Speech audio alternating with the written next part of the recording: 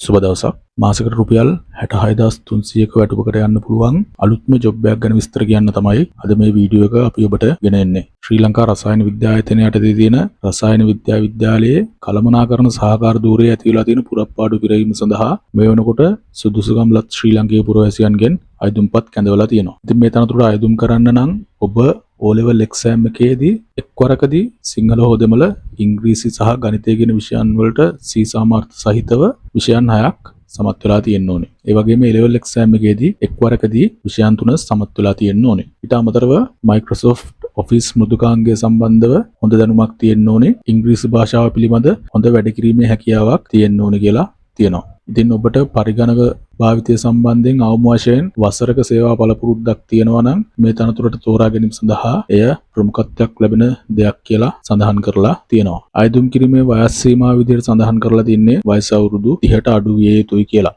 ඉතින් මේ පත්වීමේ ස්වභාවය ගැන කතා කරනවා නම් මේ පත්වීම වසරකක කොන්ත්‍රාත් පදනමක් මත තමයි සිදු කරන්නේ. තමන්ගේ දක්ෂතාවය අනුව එම කොන්ත්‍රාත්තුව අලුත් කරන්න පුළුවන් කියලා සඳහන් කරලා තියෙනවා. ඒ වගේම ආයතනයට අවශ්‍ය නම් මාස එකක ලිඛිත දැනුම් දීමකින් කොන්ත්‍රාත්තුව කල්තියා අවසන් කිරීමේ අයිතිය තියෙනවා කියලා සඳහන් කරලා තියෙනවා. ඉතින් මෙහි මාසික වැටුප මම කලින් කිව්වා වගේ කොන්ත්‍රාත් කාලය තුල රුපියල් 66300ක මාසික සම්පූර්ණ දීමනාවක් ඔබට ලැබෙනවා. මෙහිදී කොන්දේසි කිහිපයක් සඳහන් කරලා තියෙනවා. ඔබ මේ තනතුරට තෝරාගත්තොත් සතියාන්තවල සේවය කිරීම අනිවාර්යයි. ඒ වෙනුවට ඔබට සතියේ වෙනත් දින දෙකක නිමාඩු ලබා දෙනවා. ඒ වගේම මෙම තනතුර EPF සහ ETF සඳහා හිමිකම් කියන තනතුරක්. අපි දැන් බලමු තනතුරට අයදුම් කරන්නේ කොහොමද කියලා. මේ තනතුරට අයදුම් කිරීම සඳහා විශේෂිත වූ අයදුම් පත්‍රයක් නැහැ. ඉතින් ඔබට පුළුවන් ඔබ විසින් සකස් කරගත් අයදුම් පත්‍රයක් ඔබේ CV එක සමග ලියාපදිංචි තැපෑලෙන් සභාපති ලංකා රසායන විද්‍යායතනය 341 22 කෝට්ටේ පාර වැලිකඩ රාජගිරිය කියන ලිපිනයට